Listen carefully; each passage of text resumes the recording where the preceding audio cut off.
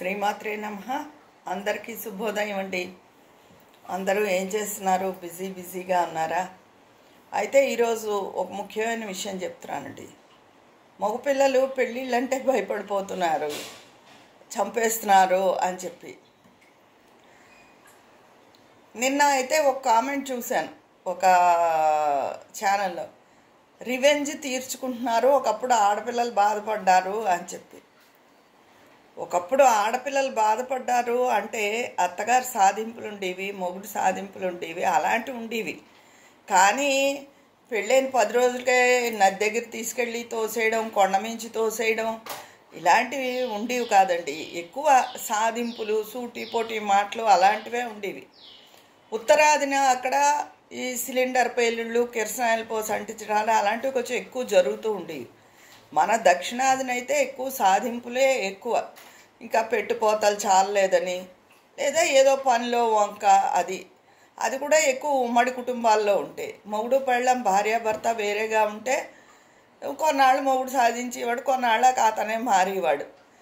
అంతేకాని ఇంత దారుణంగా చంపేయడాలు, ఎక్కడికో తీసుకెళ్ళి నమ్మబలికి ఈ ఆడపిల్లలు ఎందుకు ఇలా చేస్తున్నారో తెలియదు. ముందే పెళ్ళి ఇష్టం లేదు అని గట్టిగా ఇంత చంపడానికి ధైర్యం, ఒక మనిషిని చంపాలి అంటే ఆ మనిషికి ఎంతో క్రూరత్వం, ధైర్యం ఉండాలి.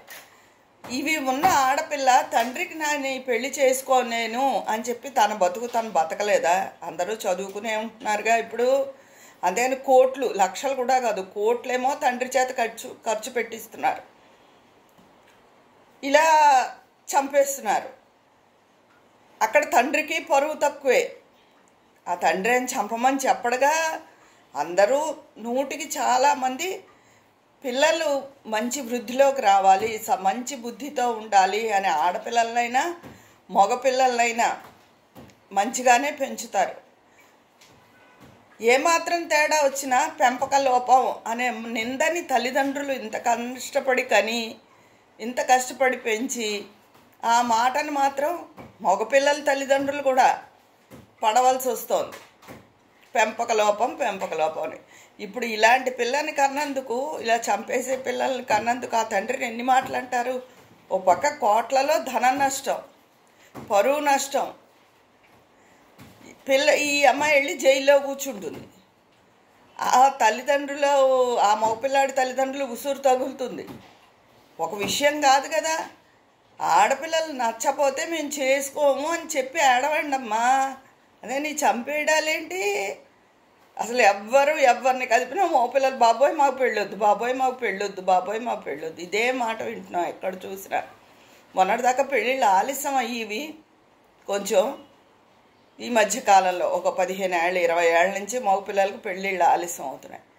ఇప్పుడు భయమే పట్టేసుకుంది. బాబోయ్ మాకు పెళ్ళిళ్ళు అయిన తర్వాత ఎలాగ గొడవలు అవుతున్నాయి. తల్లిదండ్రులు చూడవని, ప్యాకేజీలు ఎక్కువ కావాలని, రిక్వైర్మెంట్స్ వల్ల పెళ్ళిళ్ళు ఆలస్యం అవుతున్నాయి. అదే కాకుండా ఇప్పుడు ఏకంగా వాళ్ళని చంపేసి దాకా వచ్చింది. ఇది ఎక్కడికి దారి తీస్తుందో తెలియదు. బ్రహ్మంగారు కూడా ఆయన చెప్పిన దాంట్లో రాను స్త్రీ పెత్తనం ఎక్కువ అవుతుంది, పురుషుణ్ణి అణగదొక్కుతారన్నారు తప్ప చంపేస్తారని చెప్పలేదు. అలాంటిది ఆయన చెప్పిన దానికన్నా దారుణాలు జరిగేస్తున్నాయి. ఈ చంపడాలేంటి? ఒక స్త్రీ చంపింది అంటే ఎంత స్త్రీ మనసు సున్నితమైనది అంటారు. ఏది సున్నితత్వం?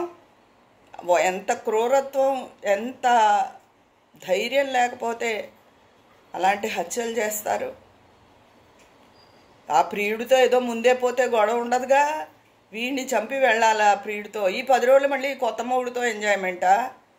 అసలు ఏమనుకోవాలి? ఎంత దారుణంగా వాళ్ళ గురించి మాట్లాడాలో తెలియడం లేదు. పైగా మొన్న ఎవరో రివెంజ్ తీర్చుకుంటున్నారా అంటే అవతలవాడు వెధవైతే నువ్వు వెధవైపోతావా? ఒకప్పుడు నిజమే బాధ పెట్టారు, కానీ అంతలా ఇంత క్రూరంగా కూడా మగాళ్ళు చంపలేదు.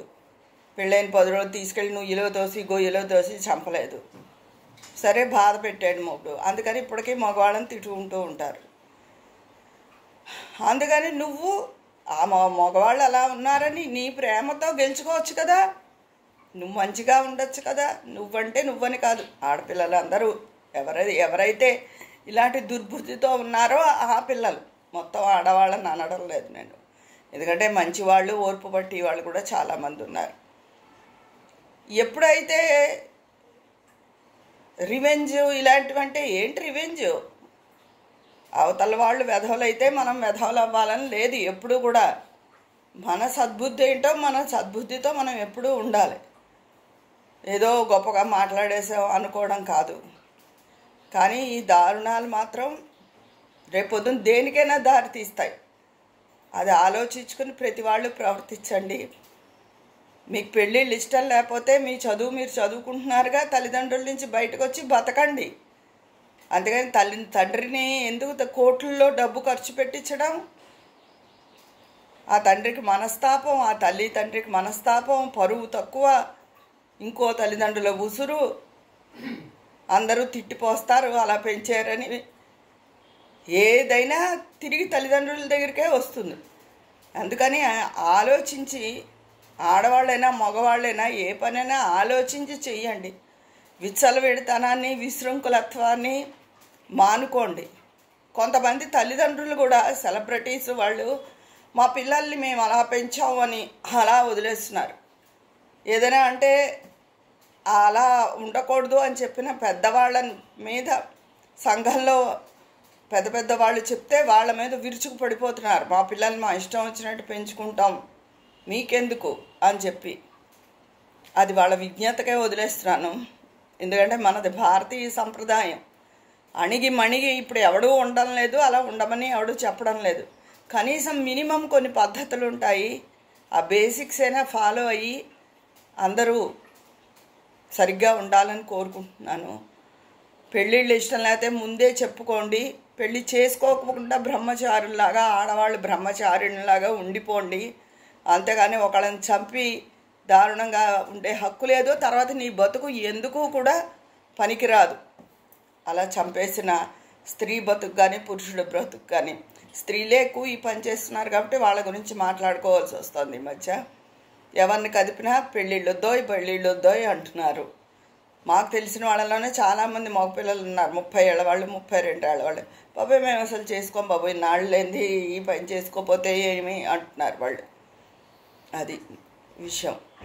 అది రివెంజ్ తీర్చుకుంటున్నాము అని మాత్రం అనుకోకండి. ఎప్పుడు ప్రేమతో దేన్నైనా జయించవచ్చు, కానీ దుష్టత్వంతోనూ దుర్మార్గత్వంతోనూ దేన్ని జయించలేము. ఈరోజు నేను చెప్పదలుచుకున్న విషయం ఇది. మీ అందరి అభిప్రాయాలను కూడా కామెంట్ బాక్స్లో తెలియజేసేయండి. అక్కడ మాట్లాడుకుందామా మరి. ఉంటాను. మీ స్నేహితురాలు విజయ పన్నాల.